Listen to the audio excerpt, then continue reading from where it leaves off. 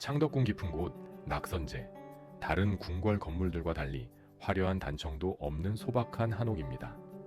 하지만 이곳에는 조선 말기 가장 애틋한 사랑 이야기가 숨어 있습니다. 7세, 조선 역사상 가장 어린 나이에 왕위에 오른 소년. 할머니의 수렴청정과 세도 가문의 그림자 속에서 자란 그에게 단 하나의 빛이 있었습니다. 헌종은 경빈 김씨를 위해 특별히 낙선제를 지었습니다. 그리고 그 안에 경빈의 처소를 마련하고 아름다운 이름을 붙여주었습니다. 석복헌, 복을 내리는 집이라는 뜻입니다. 왕이 후궁을 위해 직접 건물을 지어준 일, 조선 역사에서도 드문 일이었습니다. 하지만 이 사랑은 너무 짧았습니다. 함께한 시간 단 2년. 그리고 헌종은 21세의 젊은 나이에 세상을 떠납니다.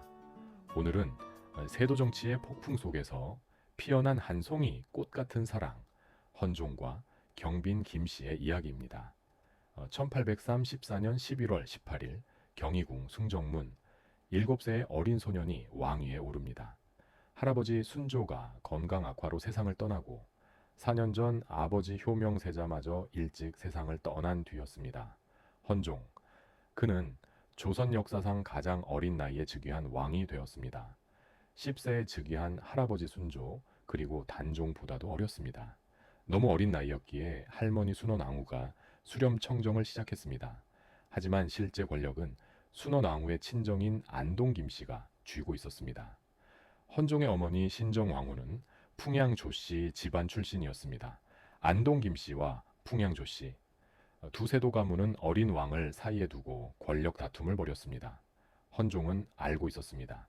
자신은 왕이지만 왕이 아니라는 것을, 세도 가문의 손 안에서 놀아나는 꼭두각시에 불과하다는 것을. 어린 헌종은 증조 할아버지 정조를 닮고 싶어 했습니다.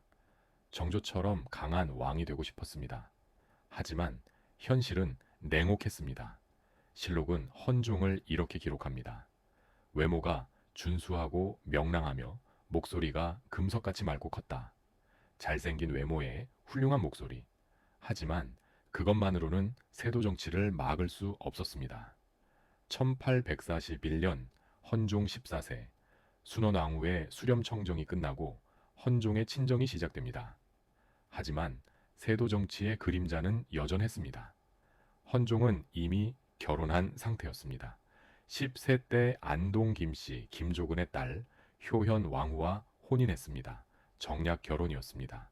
안동 김씨의 권력을 더욱 굳건히 하기 위한.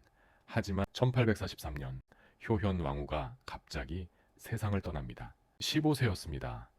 결혼한 지 불과 6년 만이었습니다. 1년 후 헌종은 새로운 왕비를 맞이합니다. 남양 홍씨 홍재룡의 딸 효정 왕후였습니다. 하지만 3년이 지나도 후사가 없었습니다. 왕실은 불안했습니다. 헌종의 아버지 효명세자도 일찍 세상을 떠났고 할아버지 순조도 후사가 귀했습니다. 이대로 가다가는 왕통이 끊길 수도 있었습니다. 1847년 7월 순원 왕후가 결단을 내립니다. 후궁을 간택하기로 한 것입니다. 헌종의 나이 20세, 이제 어엿한 성인이 된 왕에게 운명적인 만남이 찾아옵니다. 후궁 간택이 시작되었습니다. 여러 양반가의 딸들이 궁궐로 모여들었습니다. 그 중에 한 소녀가 있었습니다. 광산 김씨 김재청의 딸, 15세의 김씨였습니다. 헌종은 그녀를 보는 순간 마음을 빼앗겼습니다.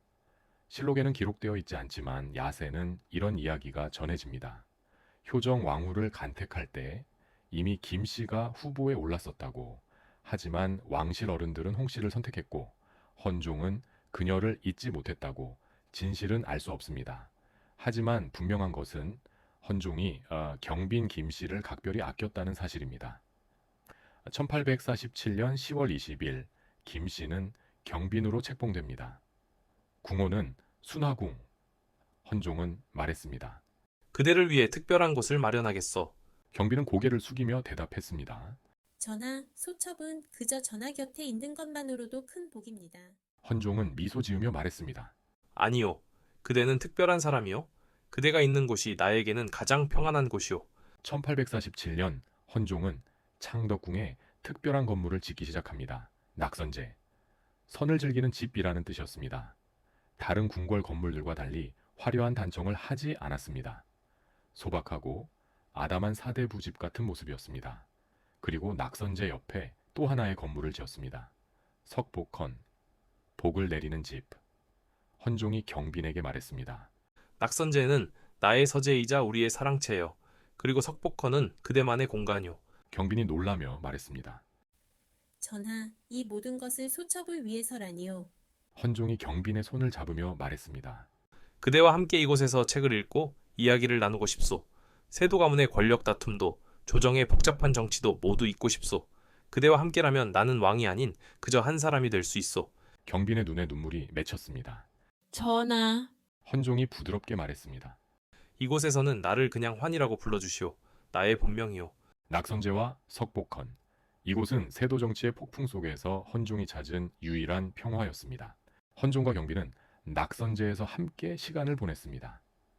헌종이 책을 읽어주면 경빈이 조용히 듣곤 했습니다. 때로는 함께 시를 짓기도 했습니다. 어느 날 저녁 두 사람은 석복헌 마루에 앉아 달을 보고 있었습니다. 헌종이 조용히 말했습니다. 나는 어릴 때부터 아버지를 그리워했소. 내가 태어난 지 얼마 안 돼 돌아가셨으니 얼굴도 기억하지 못하오. 신하들에게 물으니 내가 아버지를 많이 닮았다고 하더이다. 경빈이 헌종의 손을 꼭 잡았습니다. 전하께서는 외롭게 자라셨군요. 헌종이 고개를 끄덕였습니다. 그렇소. 왕이라는 자리가 얼마나 고독한지 어려서부터 뼈저리게 느꼈소. 하지만 헌종이 경빈을 바라보며 말했습니다. 그대를 만나고 나서는 더 이상 외롭지 않소. 경빈이 눈물을 참으며 말했습니다. 소첩도 그러합니다. 전하를 만난 것이 이 생의 가장 큰 복입니다. 하지만 두 사람은 알지 못했습니다. 이 행복이 얼마나 짧게 끝날지. 1849년 6월 초 헌종의 몸에 이상이 생기기 시작했습니다. 갑자기 열이 나고 기력이 떨어졌습니다. 경빈이 걱정스럽게 물었습니다. 전하, 어의를 급히 부르겠습니다. 헌종이 힘없이 미소 지으며 말했습니다. 괜찮소. 조금 쉬면 나을 것이오. 하지만 헌종의 상태는 급격히 악화되었습니다. 음력 6월 6일 헌종은 창덕궁 중의당에서 숨을 거두었습니다. 향년 21세, 너무나 젊은 나이였습니다. 경빈은 헌종의 곁에서 통곡했습니다. 전하, 소첩을 두고 어찌 홀로 가십니까? 하지만 헌종은 대답하지 않았습니다. 함께한 시간 단 2년, 헌종과 경빈의 사랑은 그렇게 끝났습니다. 후사도 없었습니다. 헌종이 그토록 바랐던 아이는 태어나지 않았습니다. 헌종이 세상을 떠난 후 16세의 경빈은 궁궐을 나와야 했습니다. 순화궁이라는 별궁에서 홀로 지내게 되었습니다. 지금의 안국동 근처였습니다. 경빈은 조용히 살았습니다. 시할머니 순원 왕후를 모시고 시어머니 신정왕후께 예를 다했습니다. 헌종의 왕비 효정 왕후에게도 공손히 대했습니다. 세월이 흘렀습니다. 순원 왕후가 세상을 떠나고 신정 광후도 세상을 떠나고 효정 광후마저 세상을 떠났습니다. 하지만 경빈은 여전히 살아 있었습니다. 그녀는 헌종을 잊지 않았습니다. 낙선제에서 함께 보낸 짧은 시간, 석복헌에서 나눈 이야기들 모두 가슴 깊이 간직했습니다. 1907년 4월 21일 경빈 김씨가 순화궁에서 조용히 눈을 감았습니다. 74세였습니다. 헌종이 세상을 떠난 지 58년 만이었습니다. 고종은 경빈의 죽음을 깊이 애도하며 직접 조문을 지었습니다. 지난날 극진하게 유해 주던 은혜를 생각하니 슬픈 마음을 어찌 말로 표현할 수 있겠는가. 경빈은 서삼릉에 묻혔습니다. 헌종의 능인 경릉과는 멀리 떨어진 곳이었습니다. 하지만 그녀의 마음은 언제나 헌종 곁에 있었을 것입니다. 세도 정치의 폭풍이 휘몰아치던 조선 말기, 어린 나이에 왕이 된 헌종은 권력의 그림자 속에서 살아야 했습니다. 하지만 그에게도 한순간의 빛이 있었습니다. 경빈 김씨와 함께한 2년. 비록 짧았지만 그 시간은 헌종에게 가장 행복한 순간이었을 것입니다. 그리고 경빈은 58년을 더 살면서 평생 그 기억을 간직했습니다. 창덕궁 낙선제는 지금도 그 자리에 서 있습니다.